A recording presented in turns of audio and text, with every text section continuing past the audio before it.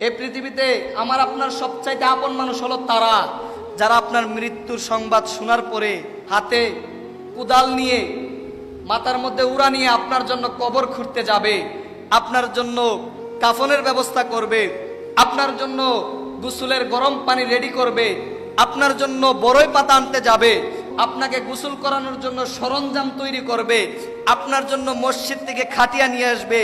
তারাই হলো দুনিয়াতে আপনার জন্য প্রকৃত আপন মানুষ। আপনি আমি যখন আমার আপনার বাড়ির মধ্যে অনুষ্ঠান করি, অনুষ্ঠানের মধ্যে এই সমস্ত মানুষগুলাকে আমি আপনি অবহেলা করি কেন জানেন? আমি আপনি মনে করি তারা সমাজের মধ্যে নিম্ন শ্রেণীর মানুষ। কিন্তু আপনি মনে রাখবেন, আপনি যখন মারা যাবেন, আপনি যাদেরকে আজকে নিম্ন শ্রেণীর মানুষ মনে করছেন, ওই মানুষগুলোই আপনার কাফন দাফন করার জন্য সবার আগে আসবে। কথা বলো ঠিকই না?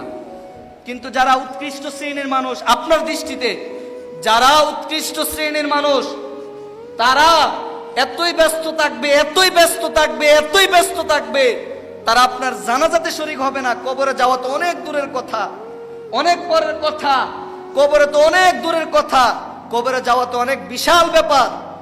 কবরে তো যাবেই না, বরং তারা আপনার জানাজাতে অংশগ্রহণ করবে না।